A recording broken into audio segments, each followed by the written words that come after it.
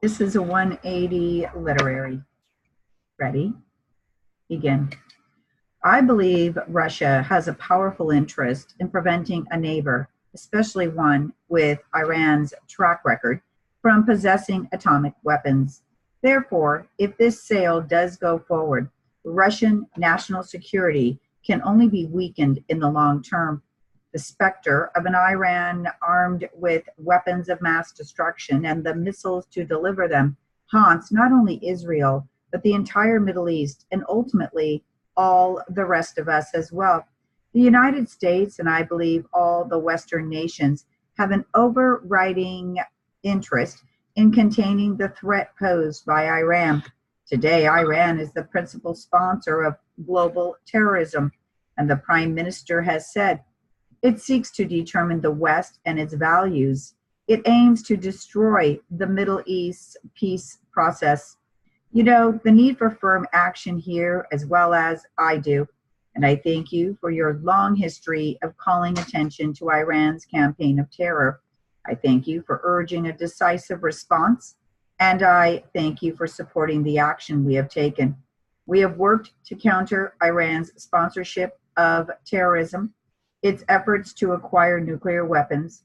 We led our G7 allies to ban weapon sales, tightening restrictions and dual use technology, and in preventing Iran from obtaining credit from international financial institutions. But more has to be done. That's why I ordered an end to all U.S. trade and investment with Iran. I understand this will mean some sacrifice for American companies and our workers, but the United States has to lead the way. Only by leading can we convince other nations to join us. I hope you will help us convince other nations to join us. We will not compromise on this issue, and we value the support we have received from the Prime Minister and the State of Israel. Our measures to contain these rogue nations are part of a larger effort to combat all those who oppose peace. There remains a struggle between those searching for peace and those determined to deny it, between those who want a better future and those who seek a return to the bloody past in the Middle East. No one should doubt the determination of the United States. We will oppose the enemies of peace as relentlessly as we support those who take risks for peace. Now, I want to go over some of the things that the Prime Minister has said, because it is important that we be seen as one voice on these issues. Before I was elected to office, I vowed to be an unshakable supporter of Israel. I have kept that commitment. We have maintained current levels of security and economic assistance. We've made clear to all that our commitment to the security and well-being of the Jewish state is absolutely unwavering and will continue to be.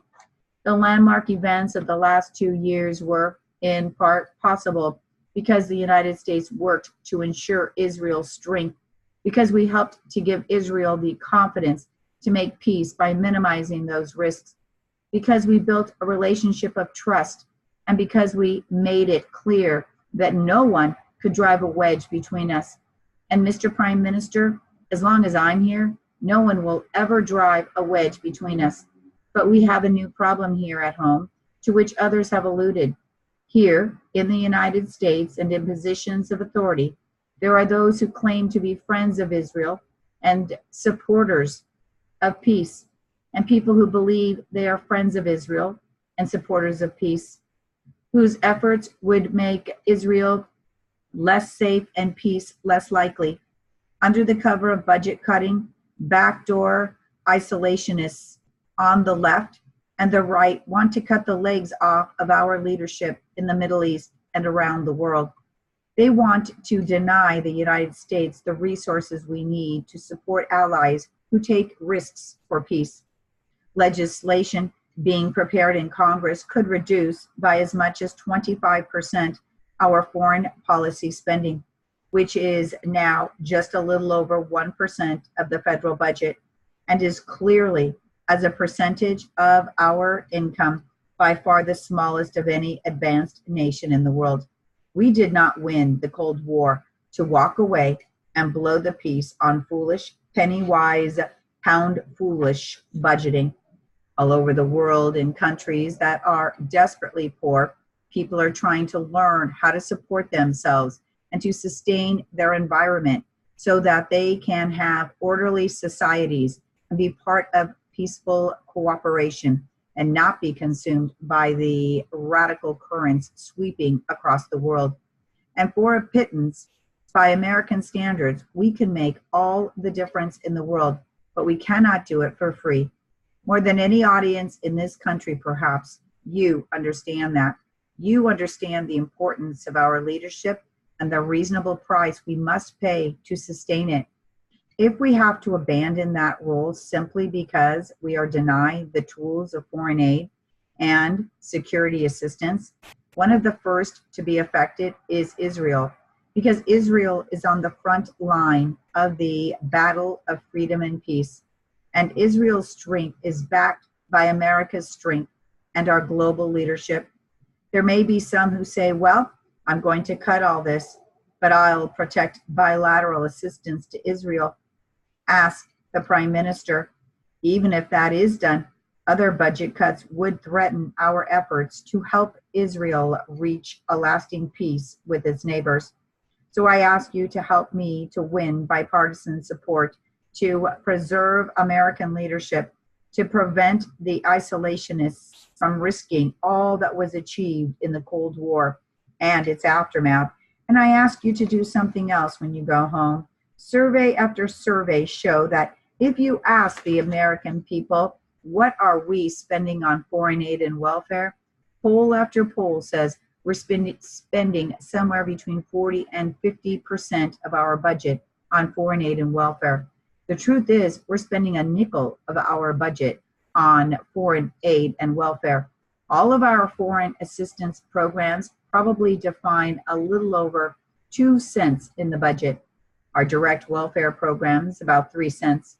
If the American people knew the facts, they would support these endeavors. If they understood that of the 22 wealthiest countries in the world, we are dead last in the percentage of our income and the percentage of our national budget going to these programs, they would not walk away from this. So when you go home, don't just lobby Congress. Write your folks in the local newspaper. Call into some of those talk radio shows from time to time and tell the American people the truth. Let me say just a few words about where we are now in the Middle East. The conflict of decades will not end with the stroke of a pen or even 2 pens, but consider how far we have come. There is a constituency for peace in the Middle East growing stronger and stronger. I think all of you know that peace requires more than treaties. It surely requires economic progress. We are moving aggressively on this front.